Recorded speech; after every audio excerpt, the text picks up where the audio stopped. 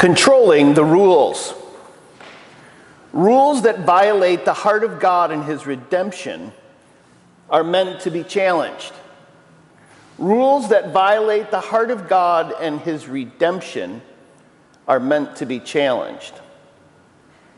Rules matter, except for when they don't. Let's imagine one of my adult children is visiting for a holiday or on a vacation, or hey, maybe they just came to see us. And somehow this child is cut so badly that they're bleeding so profusely that their life is in danger. And so we jump into the car and we're heading to the hospital.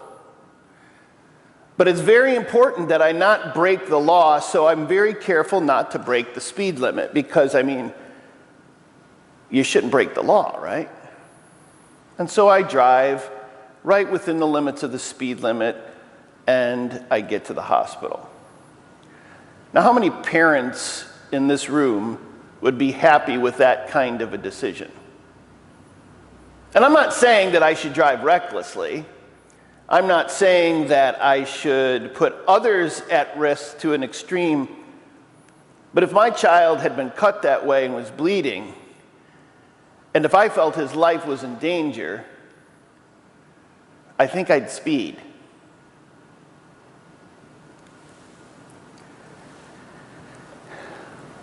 I remember a time very well, my first year here, 2021, and I discovered there was a McDonald's right up on Oakland.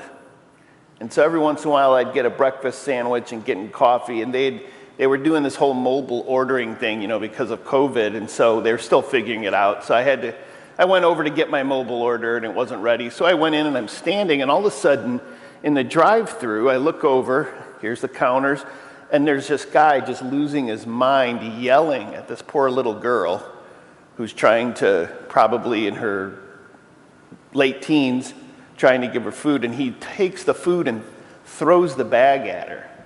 And there's all this yelling and shouting. I'm like, what is going on? And all of a sudden, he comes out of his car and storms in. And he's in his late 20s. And he's angry and yelling. And he starts yelling at these young 20-something managers. And he starts to go into the back area of the counter and the cashier. And the manager turns and says, "Sir, you are not allowed back here." And he's cursing and telling everybody that he's going to, let's just say, beat them up, to be in polite company. And when he turned around, I said to him, "You need to leave, and you need to leave right now." And he told me that he was going to beat me up as well. And I stood there, cautiously, and I looked at him, but I was also keeping my eyes on where his hands went, because I thought something could get physical here. I didn't look to fight. I wasn't going, ooh, this is a wonderful opportunity to return to my childhood days and get into a fisticuffs. And it was a stressful moment. And I said, "You leave now or I call the police." And he kept yelling and swearing and whatever. And I said, "Okay." So I turned and I called the police, and they came rather quickly. It probably would not have looked good for me, priest arrested in McDonald's brawl. All right? Especially the first year I was here, there was a little pressure. And nor did I want that to happen. But even if that were to happen, I had a choice to make. I could either just stay out of it, or I could risk a misunderstanding or risk even a knock to my reputation. But if he started going after and hurting those young girls behind the counter, rules would have become secondary. We can bring up a lot of these kind of things. In the Revelation, we looked at the Revelation text earlier this year. In Revelation, these 7 churches that are kind of struggling, they have strengths and weaknesses, they are being told that if you don't worship and burn incense to the emperor, you will be killed. That was the law. And John was encouraging them to break it. Rules that violate the heart of God and his redemption are meant to be challenged. Our text today is our gospel reading, Luke chapter 13.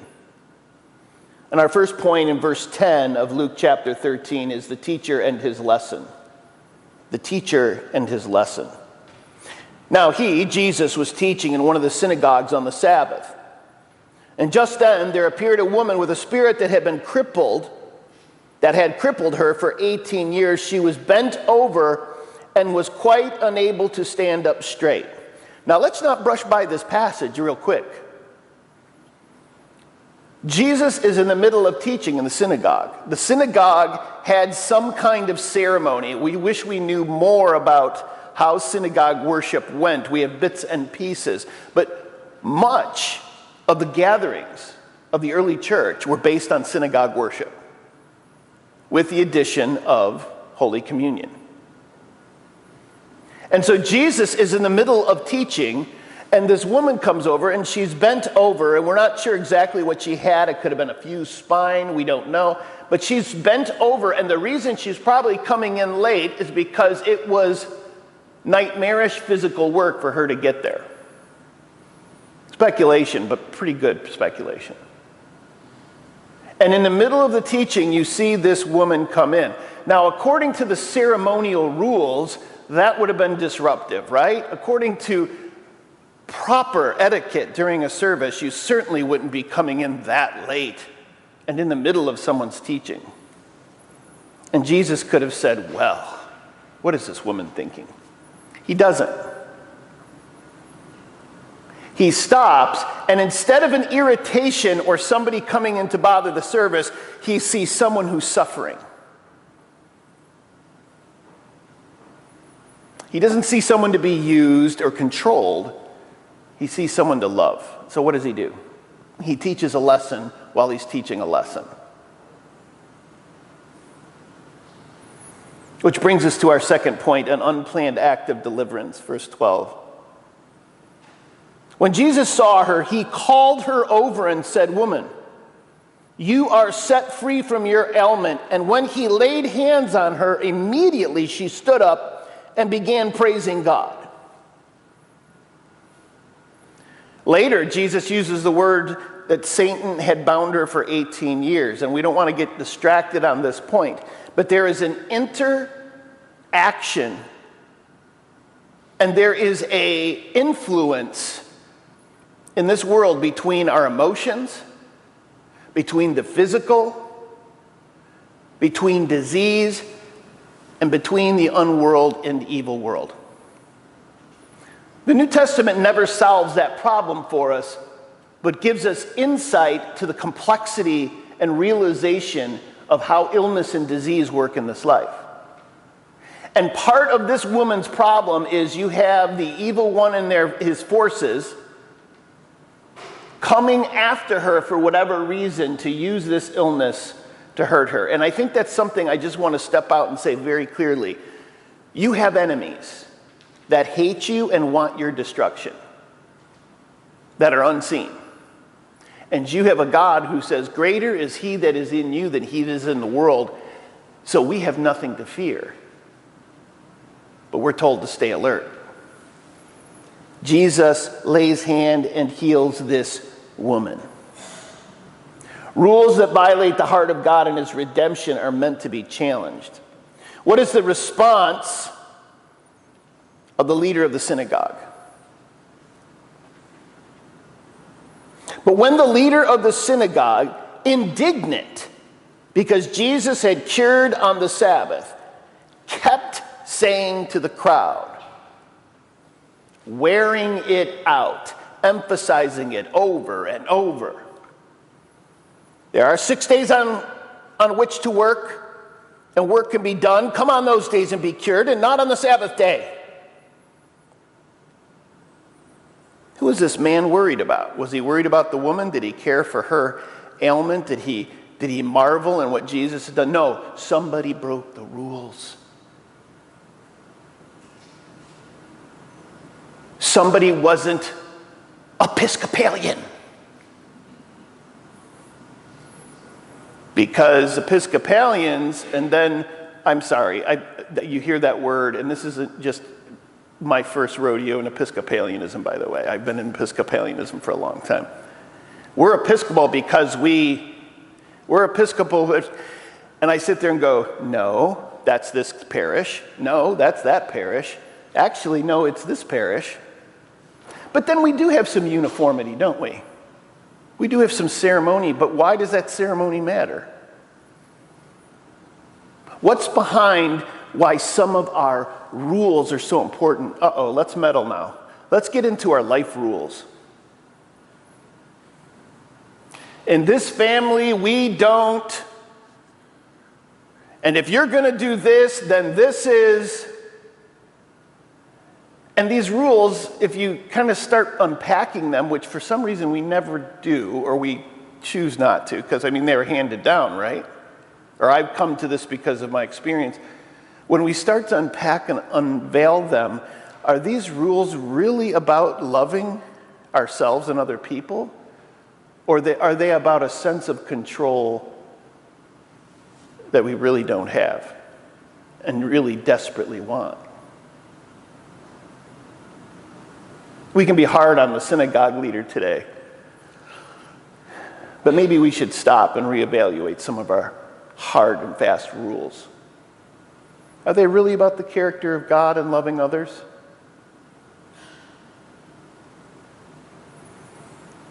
He's worried about the law being broken. And by the way, Jesus too respected the Sabbath law. This was not an issue of God's word was supposed to be treated lightly.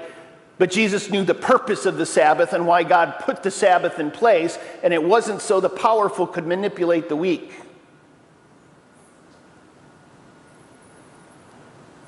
So we see a disruptive and thoughtless need to control. Rules that violate the heart of God and his redemption are meant to be challenged. Fourthly, Jesus gives a rebuke and gives hope to the powerless. And I want you to connect this, and I want you to evaluate this as you read and hear the gospel spoken. Jesus does this constantly. When he ticks off the leaders, he blesses the marginalized. They go together. And when we allow the manipulative, where we have influence, because sometimes we don't, where we have appropriate say, because sometimes we don't, and that's not love, but where we have influence to support somebody being held and accountable who is manipulative and is corrupt and uses and treats people poorly, we can either encourage that accountability or we can shuffle off to the side.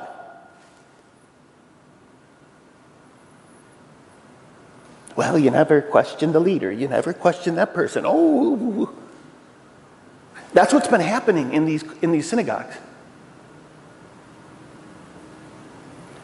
Jesus doesn't just get crucified because it's God's plan. And it is for redemption. He gets crucified because he's not going to stand there and let other people be treated that way, if he can help it. But remember, he didn't come with an army.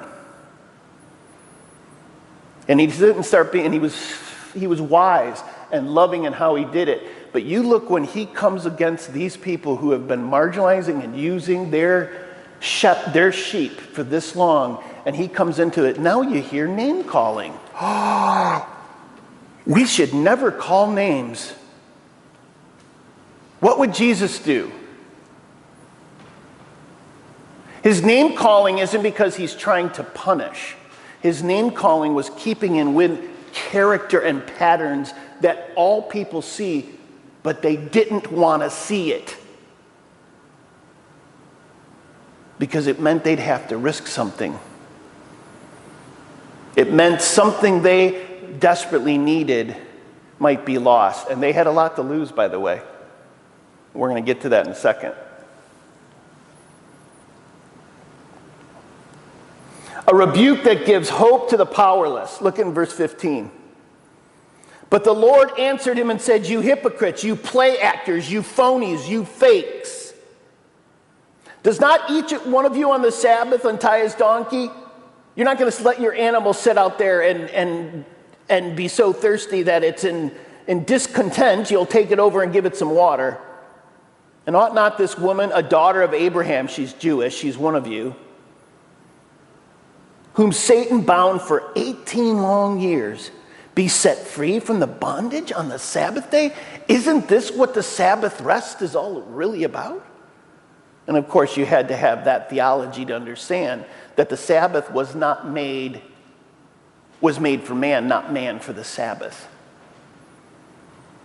It was supposed to stop. It was supposed to help Israel, who could not control themselves, by the way, did not have the power of the Spirit, but also didn't want it, and say, no, you're not going to make your life about your work. 6 days are for work, but you're going to stop and you're going to focus on who gave you everything and what this life is about.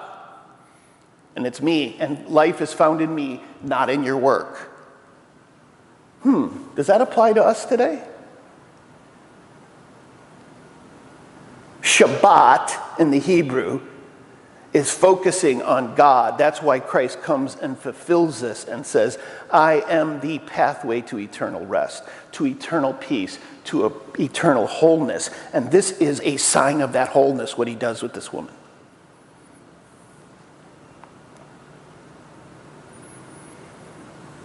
What happened when she was healed? What was her response? She stood up straight and began praising God. Could you imagine if she stood up straight and said, oh, thank you, Lord, but I wish you would have waited till tomorrow, because today's the Sabbath. No, she's just been healed of 18 years of being bent over and being able to, I can't imagine the joy. And who did she praise? God. She saw what happened as in keeping with why she was there.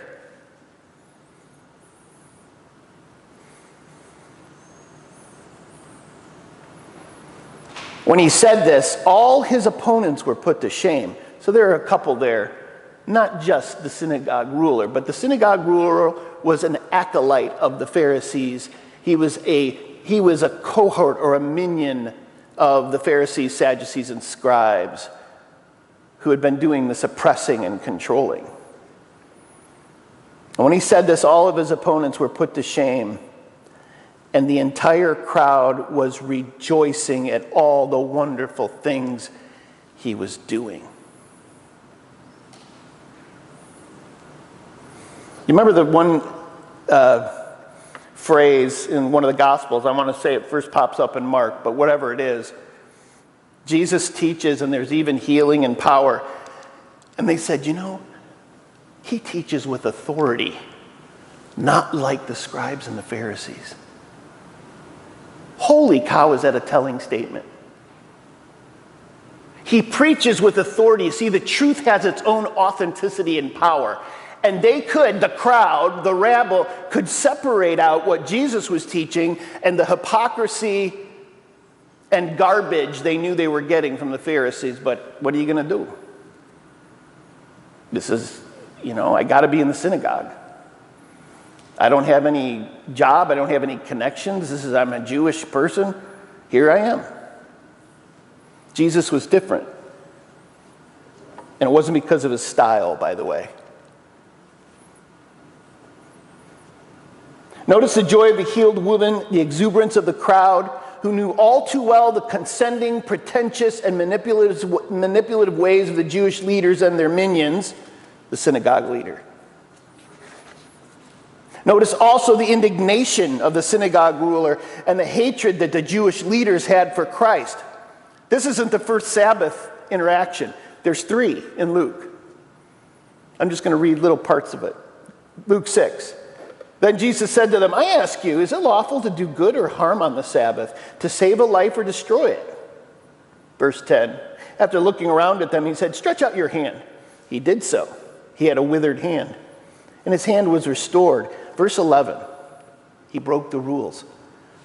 But they were filled with fury and discussed one another what they might do to Jesus.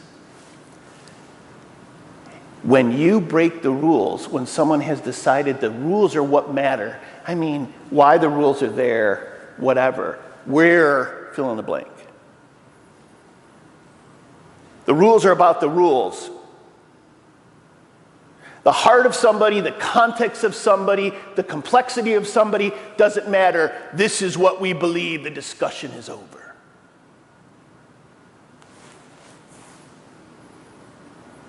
And somebody came in and broke that, and they were threatened because they were going to lose power. They had their little world all set up, and Jesus dared to bring God into the conversation. He dared to bring truth into the conversation, and it set people free. With fury. Luke 14, on one occasion, this is after now our passage here, on one occasion when Jesus was going to the house of the leader of the Pharisees to eat a meal on the Sabbath, he was invited. They were watching him closely.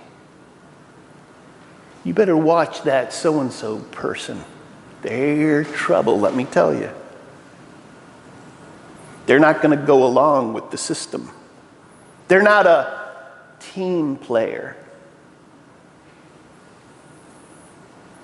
Just then in front of him, there was a man who had dropsy. This is the swelling of limbs, usually because there's organ problems or organ failure coming. And Jesus asked the lawyers and the Pharisees, scribes and Pharisees, the lawyers, is it lawful to cure people on the Sabbath or not? But they were silent. So Jesus took him and healed him and sent him away. Then he said to them, if one of you has a child or ox that has fallen into a well, will you not immediately pull it out on a Sabbath day? And they could not reply to this. Two other times that I just mentioned, not this text, he brought up the Sabbath and went after them. In this situation with the woman, it was brought into his context. John 12, talking about people following Christ. Nevertheless, many even of the authorities believed in him, Jesus, but because of the Pharisees, they did not confess it for fear that they would be put out of the synagogue. And then John says something very, very stark. For they loved human glory more than the glory that comes from God.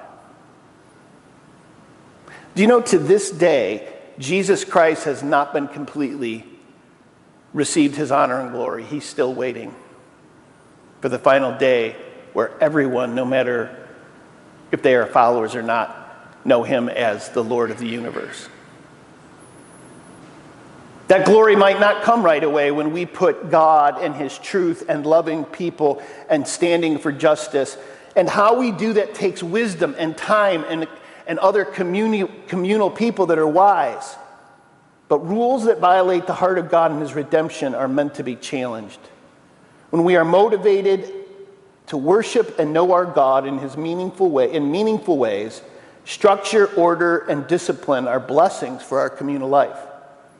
But when rules are used by the insecure and the manipulative to subdue and demean others, they become oppressive and counterproductive.